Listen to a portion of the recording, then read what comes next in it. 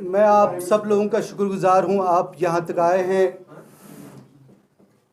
In fact मैं अपने दिल की हर गहराई से आप लोगों को सैल्यूट करता हूं, क्योंकि आप ये वो कम्युनिटी है, हमारे जो भी साफ़ीन है वो कम्युनिटी है जो वाकई अपनी जान को दोज़ख में डाल के यहाँ से वोटिंग करते हैं।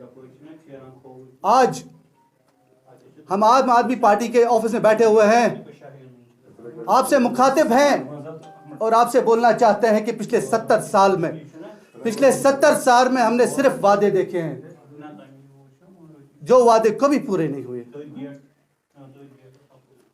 यार कितने स्कैम बोलोगे, कितने स्कैम होंगे और कितने आप कमेटीज बनाओगे, और हर कमेटी ये दावा करती है कि हम कुछ करेंगे, लेकिन नहीं। अगर ये साबित होता है यहाँ के सब इंस्पेक्टर का धांधली हुई, और अगर ये साबित होता है और आप कहते हो कि सब इंस्पेक्टर लिस्ट आप कैंसिल करते हो, लेकिन क्या आपकी जिम्मेवारी उस वक्त ये नहीं बनती है कि उसकी जड़ तक जाया जाए कि इस जड़ में कौन वो लोग, वो ब्यूरोक्रेट बैठे हुए हैं, कौन अफसर बैठे हैं, कौन अफसरशाही बैठे हुए हैं, जो अफसरशाही ये जुर्म को, ये धोखे को, ये चोरी को फरोख्त दे रहे हैं। हम यह बोलना चाहेंगे एलजी साहब को, एलजी साहब आप इंजीनियर चोरों को तो पकड़ते हो, आप बीडीओ चोरों को तो पकड़ते हो, लेकिन जिन्होंने यहां डाका डाला है उन डाके वालों को भी कुछ हिसाब के लिए चलाइए। पता है आज हमारा गरीब कश्मीरी बस आंखें खोले हुए बैठा हुआ है और पूछता है कि काश कोई ऐसा इंसान आए, कोई ऐसी तंजीम आए जो तंजीम इसको कौम को वफा करे, मगर नहीं 70 साल से सिर्फ हम इंतजार कर रहे हैं, अब ये करेगा, वो करेगा, ये करेगा। अरविंद जी कहते हैं जिसको घर चलाना आता है उसको गवर्नमेंट चलानी आएगी, लेकिन ये लीडर्स ने ना अपना घर चलाया ना गवर्नमेंट सही तरीके चलाई। आज मैं बात करना चाहता हूं यहां पे फुटबॉल स्कैम की। हमारे मोदी जी को वैसे बिरयानी बहुत पसंद है, वो हमारे बाजू वाले मुल्क में बिरयानी खाने भी जल्दी जाते हैं। अफसोस ये है कि एक स्कैम होता है बिरयानी का, 43,06,500 टू बी स्पाइस, इसकी बिरयानी खाई जाती है। वैसे हम सब में से मुगल दरबार तो हम लोग सब गए होंगे, मुगल दरबार की बिरयानियां तो खाई होंगी, लेकिन 43 लाख की बिरयानी फुटबॉल स्कैम में बहुत ज्यादा है। और आपको हैरत होगी ये बात सुन के, 50 लाख रुपए, 50 lakh rupees is been given by the sports council to football council. 50 lakh रुपए दिए गए, और कब दिए गए यार? तब तो फुटबॉल मैच भी नहीं हुआ था। फुटबॉल मैच से पहले बिरयानी खिला दी गई, और किसी फुटबॉलर ने बिरयानी नहीं खाई। वैसे भी फुटबॉलर बिरयानी कहाँ खाते हैं? बिरयानी तो खाते हैं वो ब्यूरोक्रेट्स, बिरयानी तो खाते हैं जिनके पास पैसा आता है। और अफसोस की बात यह है कि ये जो पेपर है ना, ये फोटो स्टेट, हैरान हो जाओगे, हमारे कश्मीर में 1,46,000 रुपीज का सिर्फ फोटो स्टेट होता है फुटबॉल का। 1,46,000 का सिर्फ फोटो स्टेट होता है, और फोटो स्टेट कंपनी का नाम दिया जाता है हिंदुस्तान फोटो स्टेट, जो भी एग्जिस्ट भी नहीं करती है। यार कब तक लूटोगे इस कश्मीर को, कितनी देर तक लूटोगे?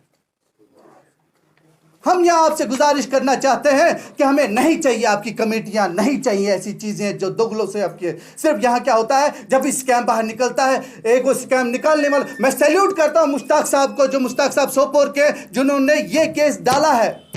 और सवाल करना चाहता हूं यहाँ की हुकूमत का, एलजी साहब को यह सवाल करना चाहता हूं, अगर आप मानते हैं स्कैम है, अगर आप मानते हो कि FIR है, अब अगर आप मानते हो कि यह गलती हुई है, तो आज तक अरेस्ट क्यों नहीं कोई हुआ है? आप स्कैम्स उठा के देखिए। हमारी कश्मीर में बोला जाता है, जब भी कोई स्कैम होता है ये बोला जाता है कि अब हमने एक सिट डाल दी, लेकिन अफसोस वो सिट की क्या रिपोर्ट होती है, सिट की क्या एनालिसिस होती है, सिट का क्या जवाब होता है, वो कभी भी पब्लिक नहीं किया जाता है। हम आपको ये भरोसा दिलाना चाहते हैं, हम कुपवारा से लेकर साउथ से लेकर नॉर्थ से लेकर ईस्ट तक हर एक इंसान को भरोसा दिलाना चाहते हैं। आज हम बोलना चाहते हैं कि यहाँ पे एक ऐसी तंजीम आई है, यहाँ पे एक ऐसा नज़म आया है, यहाँ पे अरविंद केजरीवाल की तंजीम आई है, who will have zero tolerance on these things। We are not going to tolerate. हाँ, हमको मालूम है कि बीजेपी खतरनाक है, हाँ हमको पता है कि एनसी पुराने चोर हैं, हमको पता है कि पीडीपी पुराने चोर है यहाँ पे, हमको पता है कि पीडीपी वालों की के जो हमारा उनके बाथरूम जो है, उनके बाथरूम में जो टब आते हैं 15 लाख रुपए के, तो उनके टब आते हैं यार, उनके पर्दे जो होते हैं 20 लाख रुपए के आते हैं, लेकिन आज तक किसी ने नहीं बोला कि ये 15 लाख का टब 20 लाख की जो पर्दे हैं वो कहां से आए। हम यकीन दिलाना चाहते हैं उस नौजवान को जो नौजवान मायूस हो चुका है सियासत से, हम यकीन दिलाना चाहते हैं उस पढ़े लिखे इंसान को जो मायूस हो चुका है, जिसको लगता है कि हम सिस्टम में नहीं आ सकते। हम उसको इनवाइट करते हैं यहाँ पे, आइए आप सिस्टम में आइए, ये एक पार्टी आई है आम आदमी पार्टी, जो इन आम आदमी पार्टी वो आम आदमी पार्टी है जो नेशनल कॉन्फ्रेंस, जो पीडीपी या जितने भी 70 साल में स्कैम, हर स्कैम को बाहर निकाल के रखेंगे। और हम ये कॉन्फ्रेंस हॉल में नहीं करेंगे, हम लाल चौक के नुक्कड़ में बैठ के इंशाल्लाह करेंगे। लेकिन एक चीज जरूर देखूंगा मैं, जिस वक्त हमारे 4 वॉलंटियर्स 5 वॉलंटियर जब वॉलंटियर जाके लाल चौक के नुक्कड़ में बैठेंगे, उस वक्त हम पलट के जरूर देखेंगे इस असास कौम को, उस कौम को जो एजुकेटेड कौम है, ये उस नौजवान को जरूर देखें क्या वो नौजवान हमारे साथ खड़े हैं या नहीं। क्यों? क्योंकि अगर आपको आज तक शिकायत है कि साफ सुथरी सियासत यहां आई नहीं, अगर आपको शिकायत है कि अच्छे लोग सियासत में नहीं है, अगर आपको शिकायत है कि अच्छे लोग वोट नहीं करते, आज आइए, आज एक तंजीम ऐसी आई है जो आपके दुख दर्द, जो आपकी मुसीबतों को अजाला करना चाहते हैं, जो आपके स्कूल अच्छे करेंगे, जो आपके हेल्थ केयर अच्छा करेंगे।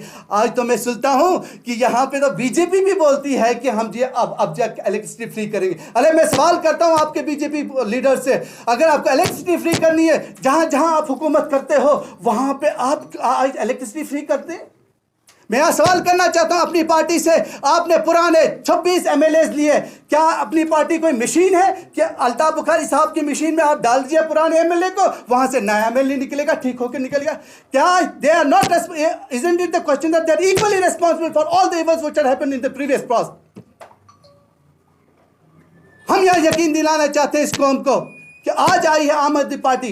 अगर मैं दावा करता हूं यहां कि हम स्कूल ठीक करेंगे, अगर मैं दावा यहां करता हूं कि हम यहां हेल्थ सेक्टर ठीक करेंगे, अगर हम ये दावा करते हैं कि हमें यहां की औरतों का, बच्चों की कदर है, क्योंकि हमने अपने दिल्ली में सबसे ज्यादा कैमरा लगाए जो आज तक कहीं भी लगे, दुनिया में कैमरा नहीं लगे हुए हैं। हमारे बेरोजगारी, शर्म आती है ये, हमको अल्लाह ताला ने बहुत अमीर बनाया था, हमें वाटर रिसोर्स दिया था, हमें सब सोना दिया था, हमें बहुत अमीर बनाया था अल्लाह ताला ने। लेकिन अगर पूरे हिंदुस्तान में आज बेरोजगारी का फीसद जो है 7% है, हमारी बेरोजगारी फीसद 24%। क्या इस बात पे शर्म आती है फारूक अब्दुल्ला साहब को? क्या इस बात पे शर्म करती है महबूबा मुफ्ती? क्या वो आज हमें जवाब दे सकते हैं इस बात को?